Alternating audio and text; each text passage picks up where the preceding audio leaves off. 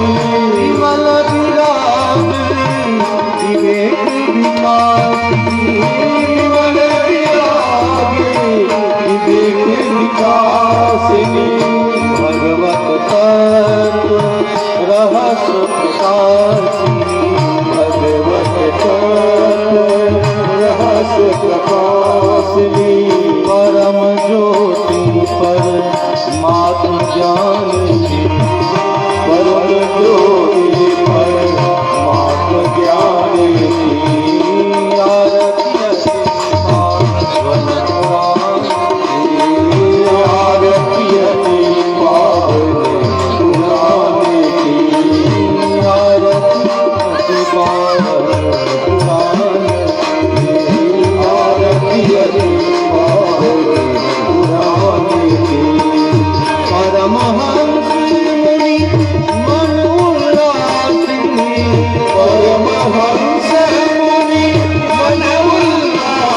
आरती रसिक हृदय रस रास विलासी रसिक हृदय रस रास विलासिनी मोती मोती रस प्रेम सुदासिनी मोती मोती रस प्रेम सुदासिनी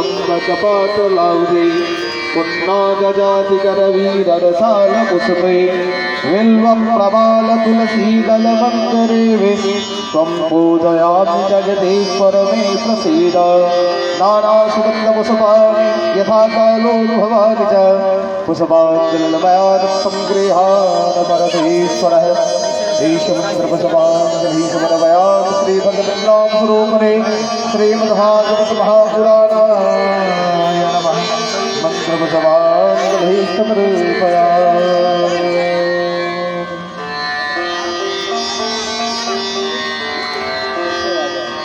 यथा स्थान सब बैठ जाए।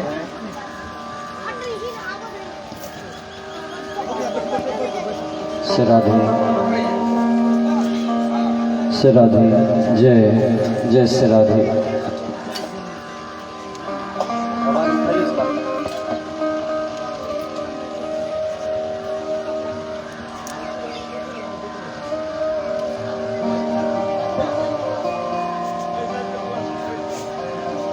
जय जय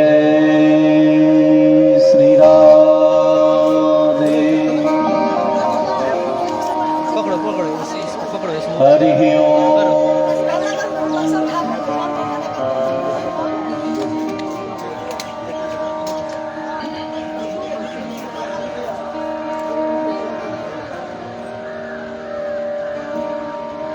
हरि ओम।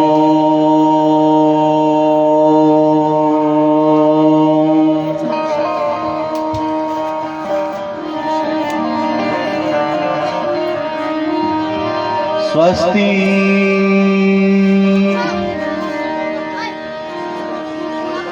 श्री गणेशाय नमः।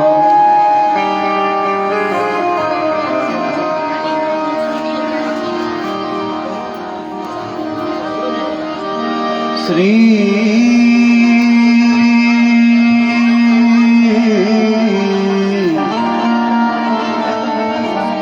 सरस्वती नमः।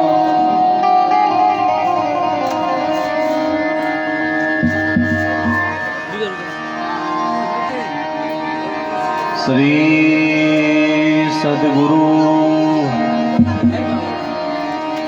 चरण कमले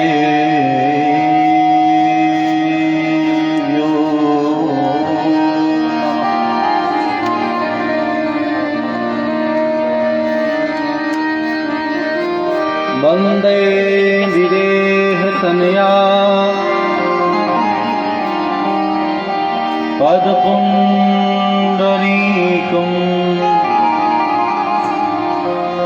कैशोरसौरभ समा हृतयोगिचित्तम्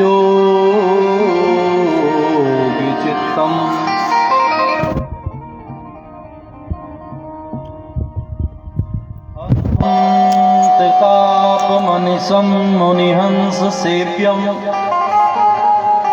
सन्मानशालि परपीत परागपुञ्जम्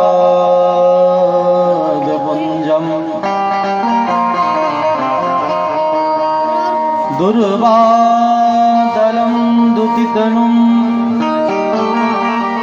करुणाब्जनेत्रम्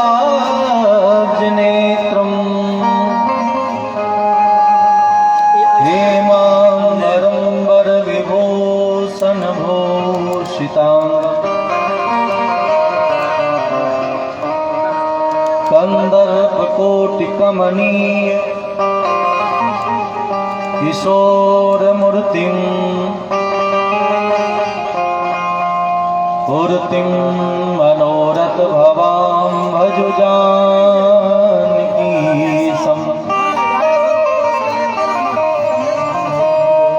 ध्येयं सदा परिभवग्नमभीष्टदोहम् तीर्थास्पदं शिवविरिञ्चिनुतं शरण्यं मृत्यातिहं प्रणतपाल भवाम्बिकोतं वन्दे महापुरुषते चरणारविन्दम्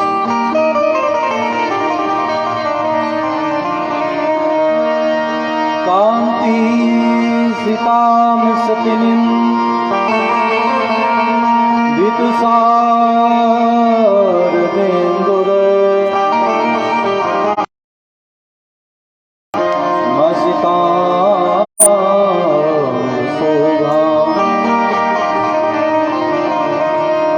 वृंदावने पिकतया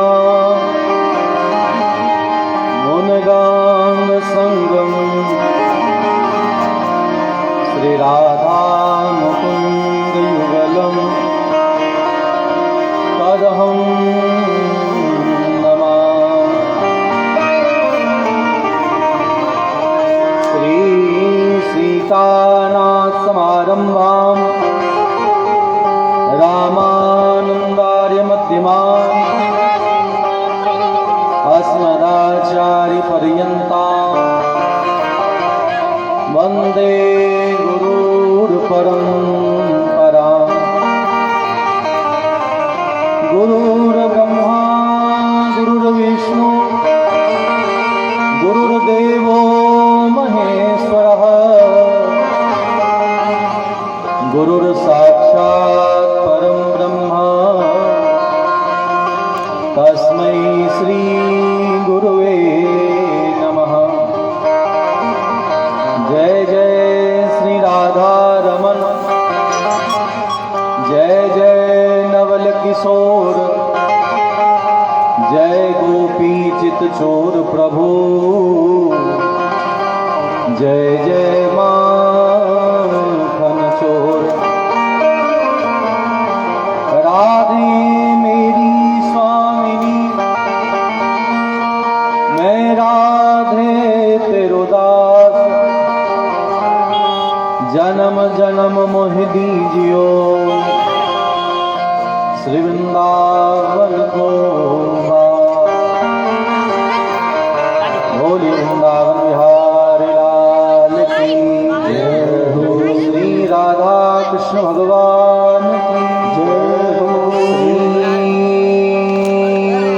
सीताराम भगवान की जय हो। श्री राधा कृष्ण भगवान की जय हो। श्रीमद् भागवत महापुराण की जय हो। श्री व्यास भगवान की जय हो। श्री सुखदेव जी महाराज की जय हो।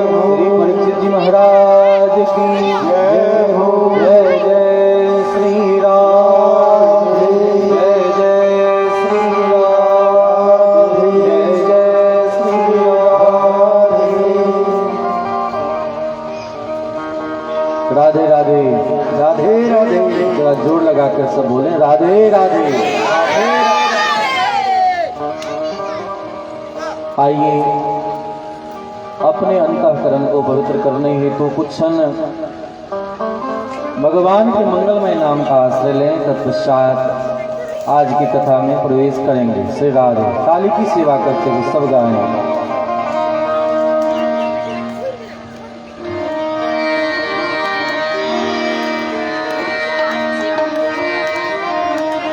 राधे राधे कृष्ण राधे, राधे राधे कृष्ण राधे, राधे राधे कृष्ण राधे,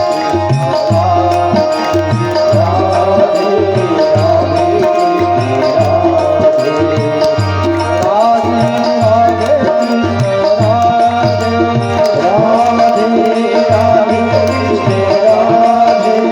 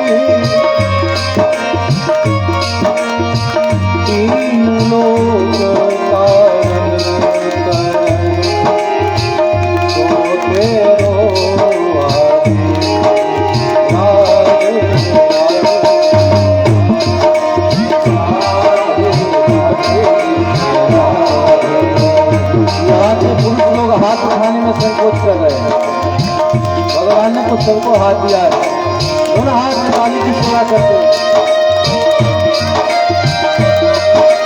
जय हो।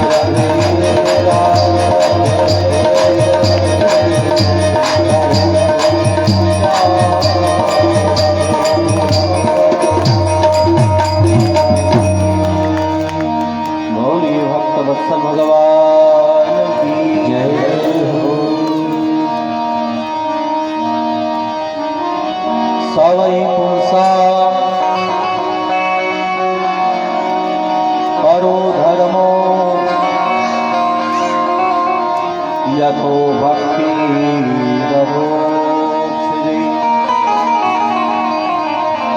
अहितुक्य अप्रतिहता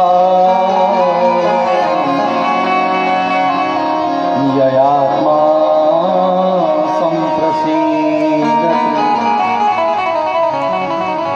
परम मंगलमय आनंद कंद अखिल लोकाधिपति जगत नियंता जगत पालक जगदाधार भगवान श्री श्याम सुंदर की महती कृपा से मिथिला धामांतर्गत मध्य मिथिला भागवतपट्टी ग्राम में समुपस्थित होकर श्रीमद् भागवत महापुराण सप्ताह की कथा के माध्यम से हरिश्चंद्र लाल कर्ण जी के निज निवास स्थान पर हम सब अपने मानव जीवन को सुदृढ़ करने हेतु कथा श्रवण करने हेतु इन सप्ताह की कथा के द्वितीय दिवस के सत्र में आज विराजमान है। भगवान कि जब अकारण कृपा करुणा बरसती है तो जीव कथा सत्संग में समुपस्थित हो पाता है। भगवान ने हम पर कृपा किया, उस कृपा को हम कब समझेंगे जब भगवान की लीला कथा हम सबको प्राप्त हो। रामचरितमानस में कहा गया है बड़े भाग्य मानुष तनु पावा सुर दुर्लभ सदग्रंथई गावा। इसी बात को श्रीमद् भागवत महापुराण में कहा गया है दुर्लभो मानुषो देहो दुर्लभो मानुषो देहो देहिनां संभंगुरः तत्रापि दुर्लभम लोके वैकुंठम प्रिय दर्शन। भगवान शंकराचार्य ने इन्हीं बात को अपने ग्रंथ विवेक चूड़ामणि नामक ग्रंथ में कहा कि संसार में कुछ दुर्लभ है तो तीन चीज दुर्लभ है। क्या सब? तो पहला कहते हैं महापुरुष संश्रया, अथवा क्या सब है? तो जीवन में मनुष्यता अत्यंत दुर्लभ है। जीवन में मनुष्यता अत्यंत दुर्लभ है। मानव का तन तो मिल गया, लेकिन हम मानव हैं कि नहीं, हमारे भीतर मनुष्यता है कि नहीं, ये नहीं कहा जा सकता। मनुष्यत्वम मुमुक्षुत्वम और तीसरा है महापुरुष संश्रया। हमारे जीवन में मनुष्यता आ जाए तो बहुत बड़ी बात है। हम लोग मानव बनने की कगार पर हैं, लेकिन मानव नहीं बन पाए। इसलिए भक्तों ने कहा है आदमी में अगर आदमी की तरह आदमियत न आए तो वो क्या करे। पाने वाला ने पाया अगर कुछ नहीं तो देने वाले ने रखी कसर कुछ नहीं।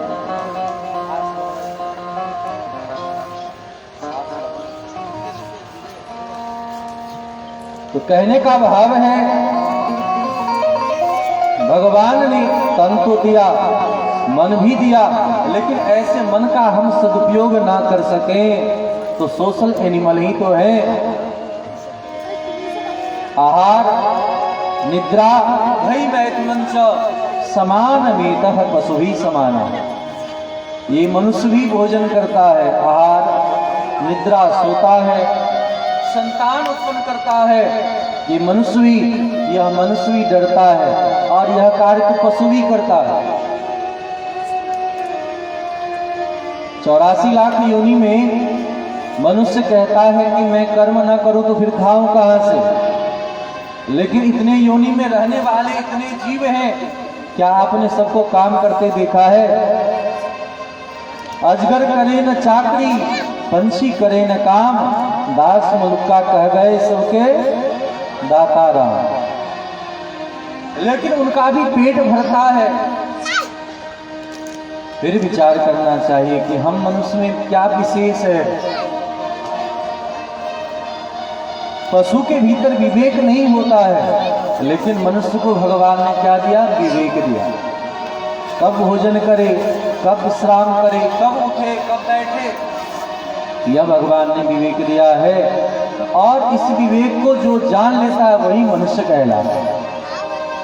तो अपने जीवन में मनुष्यता लाने का सदैव प्रयास करना चाहिए। दूसरा है, अगर मनुष्य बन गए तो हमारा कार्य क्या है? कहते हैं विद्या प्राप्त करना। विद्या प्राप्त का उद्देश्य क्या है? तो कहते मुक्त हो जाना। सा विद्या विमुच्यते। विद्या वह है जो आपको बंधन से मुक्त कर देता है। लेकिन आजकल की जो विद्या हम आप अध्ययन कर रहे हैं, वह विद्या हमको आपको बंधन में डाल रही है कि नहीं? आजकल का विद्या जो बंधन में डाल दे वह विद्या विद्या नहीं है। विद्या मुक्त कराने का कार्य करे। इसलिए हम सब जहां मुक्त होना चाहिए वहां मुक्त ना होकर के अभी तो बनते जा रहे हैं। कोई घर से बंधा है, कोई परिवार से बंधा है, कोई समाज से बंधा है, कोई अपने देह में फंस करके अपने शारीरिक विचार व्यवहारों में फंसा हुआ। जब तक हम जीव इन सब विचारों से ऊपर नहीं उठेंगे तो काम नहीं बनेगा। इसलिए मनुष्यता जीवन में लाए और मनुष्य बन गए तो अपने भीतर में हम सबों को मोक्ष की प्राप्ति कैसे हो इसका प्रयास करना चाहिए। और मोक्ष तो तभी प्राप्त होगा जब हमारे जीवन में महत जनों का, संत जनों का, भक्त जनों का सानिध्य प्राप्त होगा।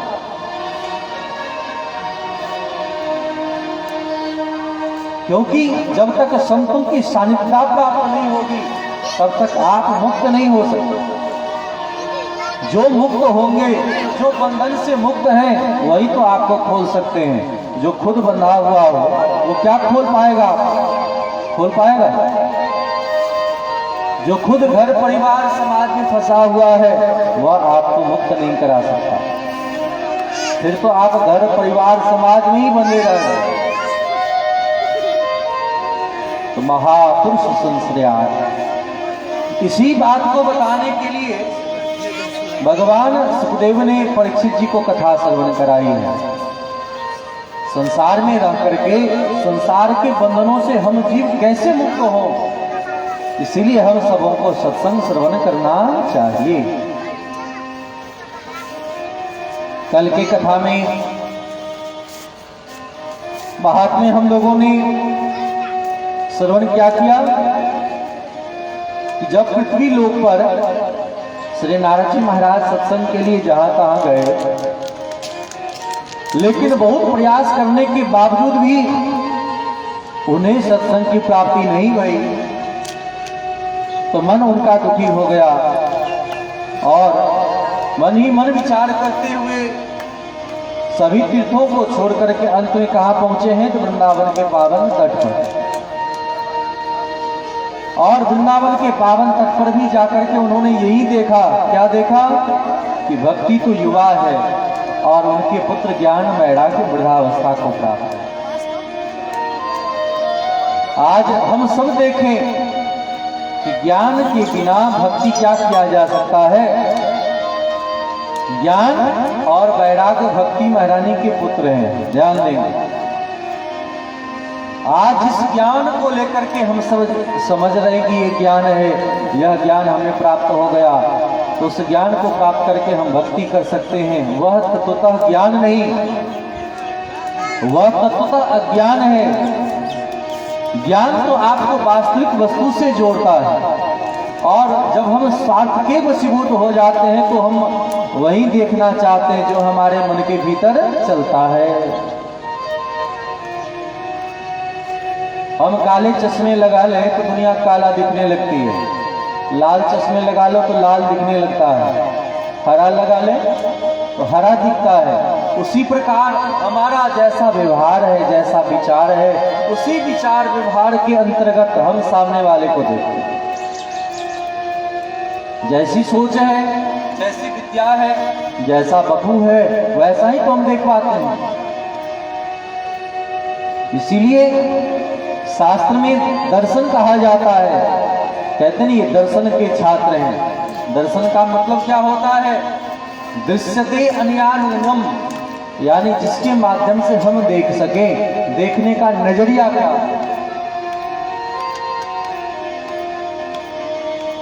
तो नारद जी महाराज भक्ति महारानी को उदास देखते हैं। भक्ति महारानी के ज्ञान वैराग्य पुत्र वृद्धावस्था को प्राप्त है।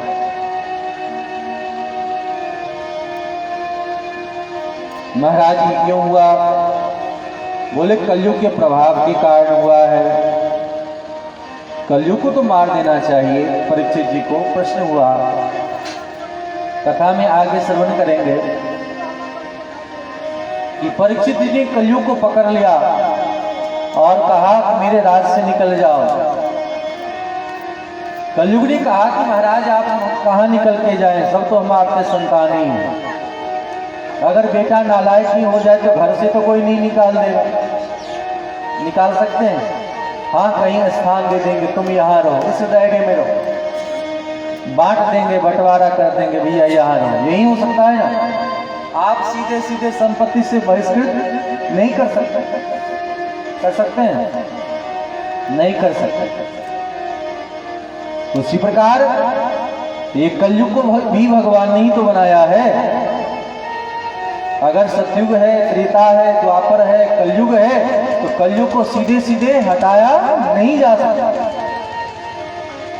महाराज आपके संतान है, कहाँ जाए? तो कलयुग को कहा कि इन घर में रहो। बोले कहाँ कहाँ? बोले जहाँ जुआ खेली जाती हो, जहाँ मदिरापान होता हो, वेश्यागमन होता हो, हिंसा होती हो, चोरी करता हो, इन स्थलों पे रहो। जुआ खेलना, शराब पीना, मदिरापान करना, चोरी करना, हिंसा करना, वेश्यावृत्ति जहाँ हो, इन जगहों पर कलयुग का निवास दे दिया। कलयुग वही रहता है। लेकिन आज भी आप घर समाज में देखते होंगे, लोग पत्ता फेंकने से चुकते नहीं। जैसे दो चार का समूह बना, बैठ करके पत्ता फेंकने लगे, मदिरापान करने लगे, बुद्धिहीन हो गए, बुद्धि भ्रष्ट हो गए।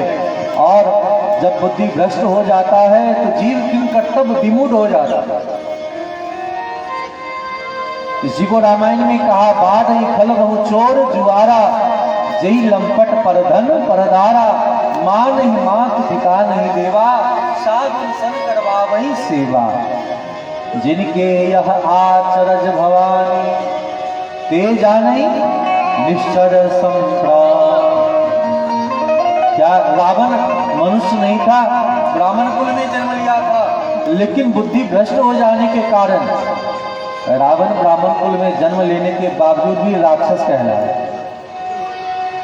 प्रहलाद जी राक्षस कुल में जन्म लेने के बाद भी भक्त कहलाए कि नहीं? लेकिन रावण इतने सुंदर कुल में जन्म लेने के बावजूद भी अपना नाम गवा दिया। तो आचरण ही व्यक्ति को महान बनाता है। इसीलिए आचरणवान हम सबों को बनने का प्रयास करना चाहिए। फिर कलयुग ने कहा, महाराज कोई और स्थान दे। तो कलयुग को सुंदर स्थान दिया। बोले कि जबरदस्ती अपहरित जो धन हो, ऐसे स्वर्ण में आप निवास करें। परीक्षित डर गया और परीक्षित जी ने जब कलयुग इस प्रकार का भाव बतलाया कि यहाँ रहो, तो रहने लगा। महाराज हम में बहुत बड़ा गुण है। बोले क्या गुण है? बोले यत् फलम नास्ति तपसा न योगीन समाधिना, तत्फलम लभते सम्यक कलौ तदहरि कीर्तना। तो महाराज हम में एक महान गुण है। बोले अन्य युग में कोई कितना भजन साधन कर ले, व्रत कर ले, नियम कर ले, उनको भी जो वस्तु प्राप्त नहीं होता है, इस कलयुग में केवल और केवल भगवान के नाम का गुणानुवाद कर ले, उनको वही फल प्राप्त हो जाता है। इसीलिए निश्चित करके हम सबों को भगवान का नाम का आश्रय लेना चाहिए। सुनकर के परीक्षित जी महाराज सारा ग्राही थे और उन्होंने परीक्षित जी को छोड़ दिया। इसलिए हे भक्ति, आप विचार करें, भगवान कहीं गए नहीं है, भगवान है ही, और भगवान निश्चित करके आपकी रक्षा करेंगे। वृथा कीन्यसे बाले अहो चिंता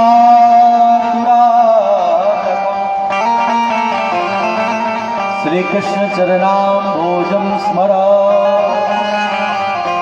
दुखम गमीष्यति। हे भक्ति महारानी, आप भगवान के चरण कमलों का सेवन करें। भगवान की चरण कमलों की सेवा करने वाले व्यक्ति का बंधन से छुटकारा हो ही जाता है। भक्ति महारानी बहुत गदगद हो गई सुनकर। महाराज, हमारे बच्चे का कल्याण कैसे हो, उस कल्याण का आप उपाय करने का प्रयास करें।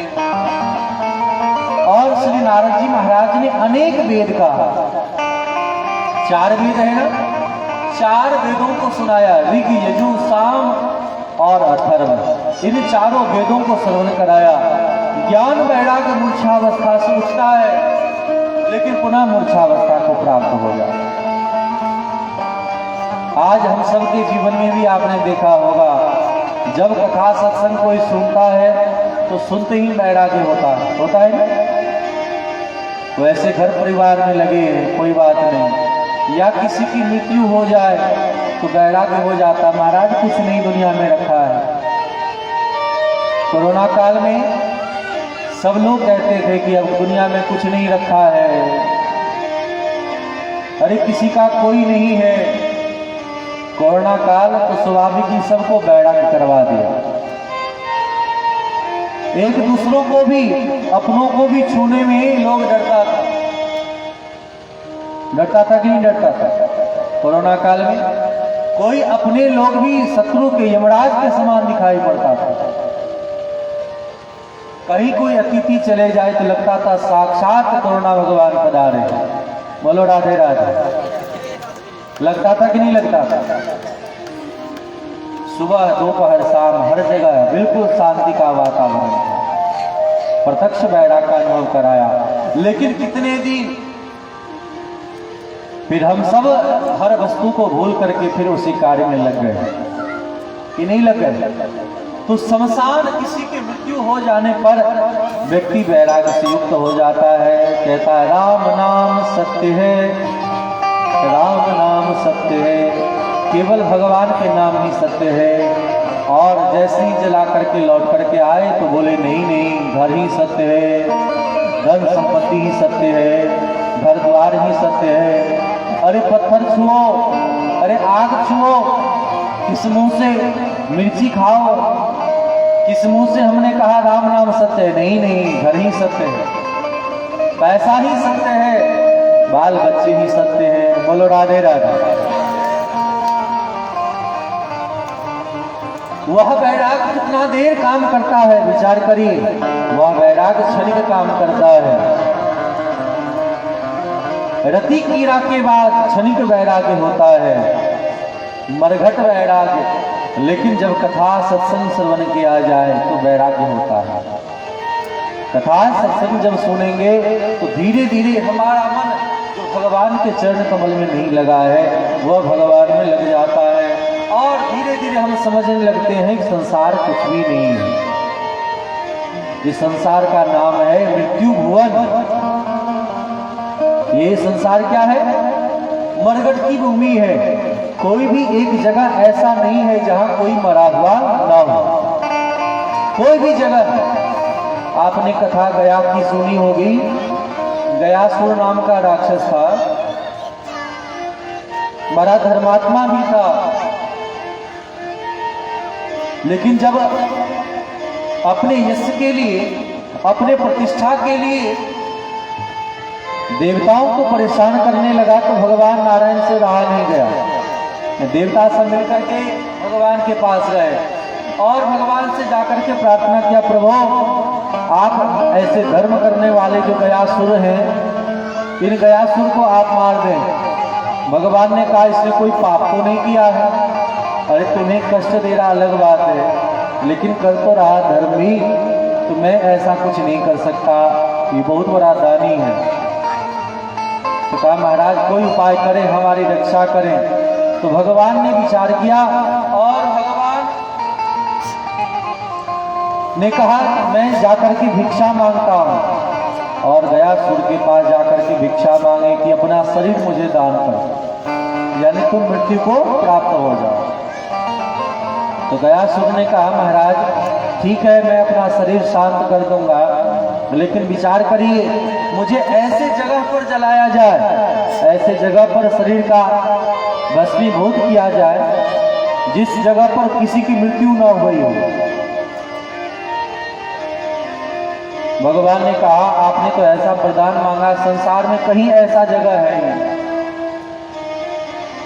और दूसरा वरदान मांगा कि प्रभु मेरे शरीर के ऊपर ही यज्ञ हो, मेरे शरीर के ऊपर समस्त देवी देवता विराजमान हो जाए, मेरे शरीर का शोधन हो। आज भी गयासुर के शरीर पर ही पूरा गया का शहर बसा हुआ।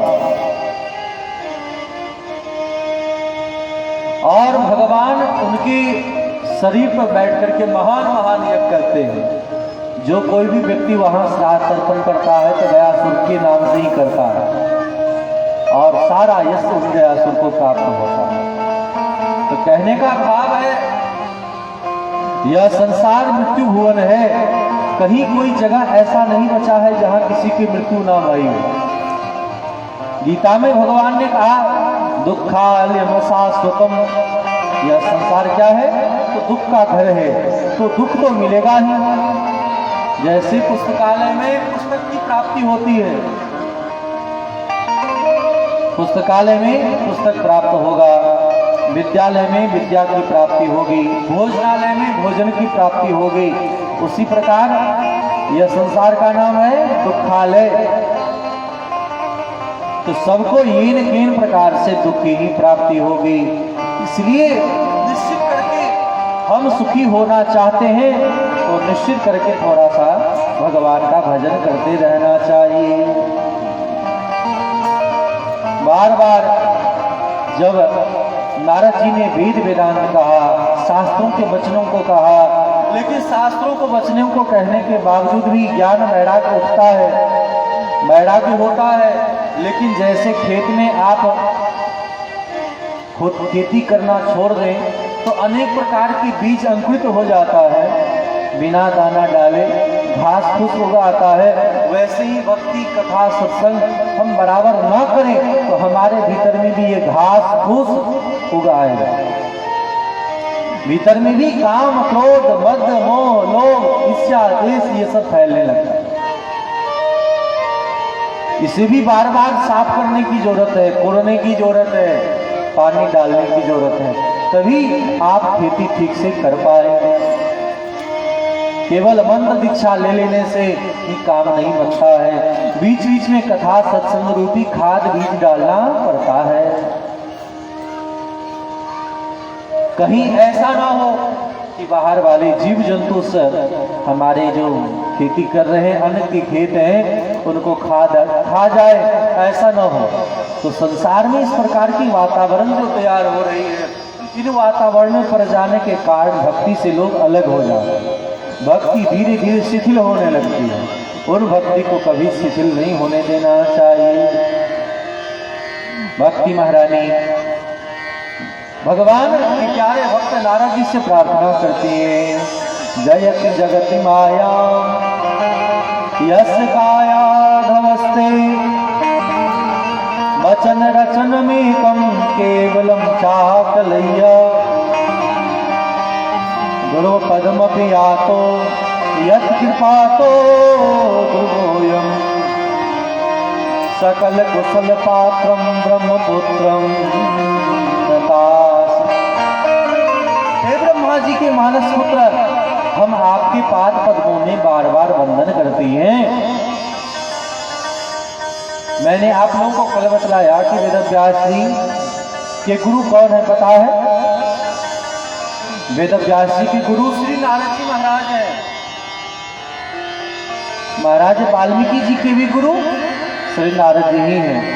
प्रहलाद जी के गुरु नारद जी ही हैं।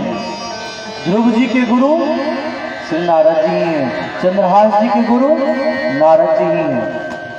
यानी जिन लोगों को नारद मिले उन सभी को नारायण मिल गए। नारद का मतलब झगड़ा लगाने वाला कभी भी नहीं समझना चाहिए। ये सूचना प्रसारण मंत्री हैं। भगवान की लीला का विस्तार करने का श्रेय इन्हीं को जाता है। इस प्रकार नारद जी महाराज अनेक प्रकार के वेद वेदांत कहे, लेकिन ज्ञान वैराग्य की मूर्छा दूर नहीं हुई। मन ही मन विचार करने लगे क्या करना चाहिए। तो आकाशवाणी भई नारद जी सत्कर्म करें। और उस सत्कर्म के तलाश में यहाँ से आगे बढ़े। बड़े बड़े ऋषि मुनि महात्मा सबसे पूछते हैं, लेकिन कहीं कोई उत्तर नहीं दे पाया कि महाराज सत्कर्म किसे कहते हैं। इस प्रकार चलते चलते यहाँ से सीधे पहुंचे बद्रीनाथ। और बद्रीनाथ में जाकर के बद्रीनाथ में जब गए तो बद्रीनाथ जाने पर इनके भीतर में सुंदर भाव प्रकट हो गया। कौन सा भाव प्रकट हुआ? मन बड़ा दुखी था कि मेरे समय का उत्तर कोई नहीं दे रहा है। और वहां जाकर के दुखी हो गए। नारद जी को दुखी देख करके श्री सनकादिक भगवान ने जब देखा है तो नारद जी को देख करके कहा, नारद जी आप क्यों दुखी हैं? संत कभी दुखी नहीं होता है, दास कभी उदास नहीं होता। आप उदास हैं, इसका मतलब कहीं ना कहीं भक्ति में कोई कारण हो सकता है। दास कभी उदास नहीं होता है, जिसने अपने आप को भगवान के हवाले कर दिया है वह उदास क्यों होगा। कथम ब्रह्मण दीन मुख कुतश्चिंतातुरो भवान् त्वरिते गम्यते कुत्र कुतश्चा आगमनं तव। आप उदास हैं, जैसे लगता है किसी धनवान का धन छिन जाता है, वैसे आप उदास दिख रहे हैं।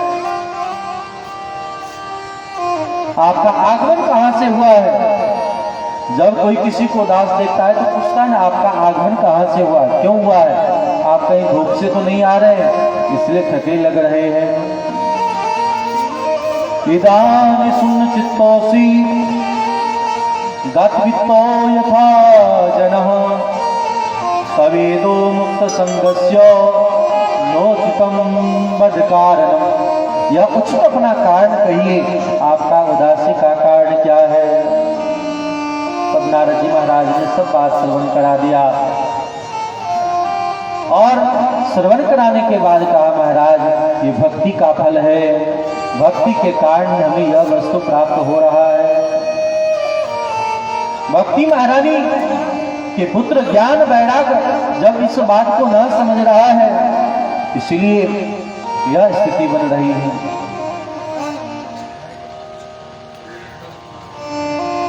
भगवान के प्यारे भक्त ने जब इस प्रकार नारद जी से कहा, नारद जी मैं समझ गया, आप सत्कर्म के बारे में जानना चाहते हैं। अरे जिन सत्कर्म के बारे में कहा गया है वह सत्कर्म है भगवान की लीला कथा।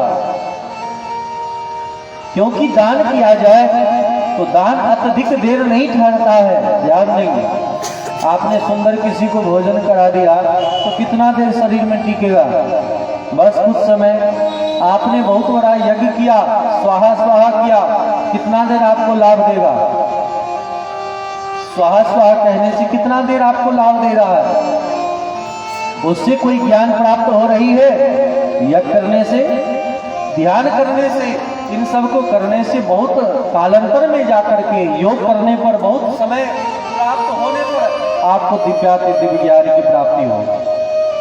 लेकिन जब सत्कर्म किया जाए, सत्संग किया जाए तो तत्काल आपके भीतर प्रभाव दिखाने लगता है। कहते नहीं यह रामबाण दबा है। तो कलयुग में सबसे बड़ा दान है कथा का दान, सबसे बड़ा यज्ञ है कथा का यज्ञ, सबसे बड़ा तप है कथा का तप, और सबसे बड़ा स्वाध्याय है यह कथा का स्वाध्याय। चिंतन करना। इसीलिए सत्कर्म सोच को नूनम ज्ञान यज्ञ स्मृति बुधई श्रीमद्भागवतालापः सतुगीत सुकान्वी। इसलिए समस्त शास्त्रों का निचोड़ जो है उन कथा का आप आश्रय तो काम बन जाएगा। इनको करने से भक्ति भी पुष्ट हो जाएगी। जो मूल प्रश्न है कि हमारे भीतर में भक्ति कैसे बढ़े, ज्ञान कैसे हो, वैराग्य कैसे हो, विवेक कैसे हो, और भगवान कैसे मिल जाए, और माया मोह से हम मुक्त कैसे हो जाए, इन सभी को प्राप्त करना है। केवल और केवल भगवान की लीला कथा श्रवण किया जाए। भगवान की लीला कथा श्रवण करने से ही आपके भीतर यह ज्ञान वैराग्य भक्ति प्रेम विवेक जागृत हो सकता है, और कोई साधन नहीं है। यह सुनकर के सनकादि भगवान से नारद जी ने पूछा, महाराज आप कह रहे हैं कि भागवत श्रवण कर ले, मुझे यह जानना है कि यह भागवत निकला कहां से। आप सबको पता है कि भागवत कहां से निकला है। बोली यह भागवत वेद रूपी कल वृक्ष का परिपक्व पका हुआ फल है। निगम कल्प तरोर गलितम फलम सुख मुखाद अमृतम द्रव्य संयुतम पिबत भागवतम रसमालयम मुहुरहो रसिका भूमि भावुका। हे रसिक हे भावुक, इस वेद रूपी कल वृक्ष का परिपक्व पका हुआ फल प्राप्त। निगम कहते हैं वेद को, तो कहते हैं वेद रूपी कल वृक्ष का परिपक्व यह पका हुआ फल है, वह फल प्राप्त करो तो काम बन जाएगा। बोले महाराज जब भागवत वेद से ही निकला है तो हमने तो वेद ही सुना दिया। जब वेद से निकला हुआ, कहते हैं जो काम तेरे बाप ने ना किया हो तो तेरे बेटे ने कर दिया, जो काम बाप से नहीं होगा बेटे से होगा। बोलो, एक दुनिया में कहावत है ना, जो काम तेरे बाप ने ना किया बेटे से तो हो नहीं सकता। ऐसा नहीं है, जो काम बाप नहीं करता वही काम बेटा करता, कि नहीं करता। क्योंकि संसार परिवर्तनशील है। आपको मोबाइल नहीं चलाना आता होगा, लेकिन आपके बच्चे चला लेते हैं। जो ज्ञान आपको वर्षों वर्षों करने के बाद प्राप्त नहीं हुआ, आजकल के बच्चे स्वाभाविक जन्मजात ही कंप्यूटर पैदा हो रहा है, कि नहीं। जो ABCD आप 10, 15, 20 वर्ष में सीखे, आजकल के 2 वर्ष के बच्चा सीख लेता है। यह नहीं कह सकते कि हमने बाल धूप में नहीं सुखाए हैं। बाल भले ही आपने सफेद किया हो, लेकिन आपके बच्चे ने आपसे अधिक पटाखे छोड़े होंगे। बोलो राधे राधे। ऐसा है कि नहीं। तो यह कह करके कि हमने बहुत उम्र पार कर लिया तो बहुत ज्ञान हो गया, ऐसा नहीं कहा जा सकता। क्योंकि उम्र बढ़ाने में कोई श्रम नहीं करता है। उम्र बढ़ने में कोई श्रम करता है, मेहनत करता है। आप घर बैठे भी रहो तो आपकी उम्र बढ़ते जा रही है, लेकिन विद्या बढ़ाने के लिए, ज्ञान प्राप्ति के लिए श्रम करने की आवश्यकता है। धर्म करना पड़ता है, अधर्म तो स्वाभाविक ही हो रहा है। ऐसा है कि नहीं। तो ज्ञान बढ़ा है कि उम्र बढ़ा है, विचार करिए। ज्ञान श्रेष्ठ है कि उम्र श्रेष्ठ है। ज्ञान श्रेष्ठ है। तो जो कार्य वेद नहीं कर सकता है, वही कार्य वेद से निकला हुआ फल कर सकता है। अगर आपसे पूछा जाए कि आप पानी पीते हैं, तो आप कहेंगे हाँ पीते हैं। कहाँ का पानी पीते हैं बताएंगे। आप लोग कहाँ का पानी पीते हैं? पानी कहाँ का पीते हैं? तो आप कहेंगे जो यथार्थ सत्य है कि हम लोग समुद्र का पानी पीते हैं। पीते कि नहीं पीते? कोई बता सकता है समुद्र का पानी पीने योग्य है? समुद्र देखने में अच्छा लगता है, लेकिन समुद्र के पानी को आप पी नहीं सकते। क्यों? नमकीन होता है, बहुत खारा होता है, ना तो पीने योग्य, ना तो नहाने योग्य, ना तो स्नान करने योग्य, और किसी कार्य की योग्य होता ही नहीं। समुद्र का पानी होता है? नहीं होता है। लेकिन तीन तरफ समुद्र है और बीच में पृथ्वी है ना? फिर आप कहेंगे कि समुद्र के पानी को कोई कैसे पी सकता है?